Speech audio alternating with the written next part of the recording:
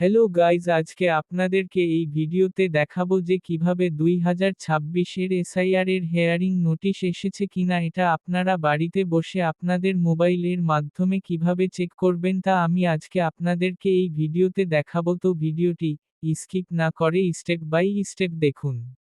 তার আগে যদি ভিডিওটি ভালো লেগে থাকে তাহলে চ্যানেলটিকে সাবস্ক্রাইব করে দেবেন, পাশে দেওয়া বেল আইকনটি টিপে দেবেন।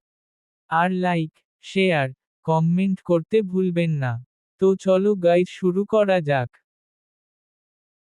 প্রথমে আপনারা আপনাদের মোবাইলের ক্রোম ব্রাউজারটিকে ওপেন করে নিবেন। দিয়ে সার্চ করবেন voters.eci.gov.in। এটা সার্চ করার পর আপনাদের সামনে এই রকম একটি ইন্টারফেস চলে আসবে।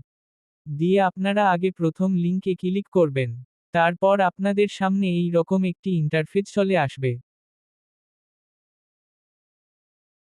দিয়ে আপনাদের যদি আগে থেকে কোনো অ্যাকাউন্ট তৈরি করা থাকে তাহলে আপনারা লগইন অপশনে ক্লিক করবেন। আর যদি কোনো অ্যাকাউন্ট তৈরি করা না থাকে তাহলে আপনারা সাইন আপে ক্লিক করবেন।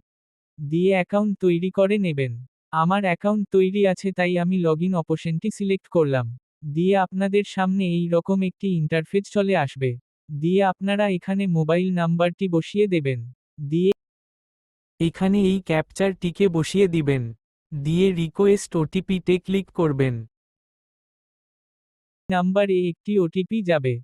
ওই ওটিপিটা আপনারা এখানে বসিয়ে দিবেন। বসিয়ে দেওয়ার পর ভেরিফিকেশন টু লগইন এ ক্লিক করবেন। আপনাদের সামনে এই রকম একটা ইন্টারফেস চলে আসবে। দিয়ে আপনারা এই অপশনটির উপর ক্লিক করবেন।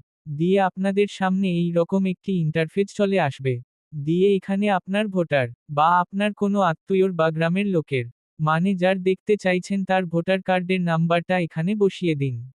দিয়ে আপনি যেই ভোটার নম্বরটি দিয়েছেন ওই ভোটার কার্ডে মোবাইল নাম্বার লিংক থাকা অত্যন্ত জরুরি। যদি লিংক না থাকে তাহলে দেখাবে না।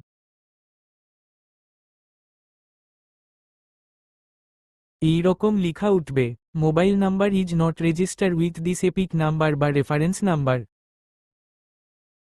আর যদি আপনারা চান, তাহলে কমেন্ট জানিয়ে দেবেন, আমি ভোটার কার্ডের সাথে মোবাইল নাম্বার লিঙ্কে করার ভিডিও দিয়ে দিব। এবার আপনারা ভোটার নাম্বারটি এখানে বসিয়ে দিবেন। দিয়ে সেন্ড ওটিপি তে ক্লিক করবেন।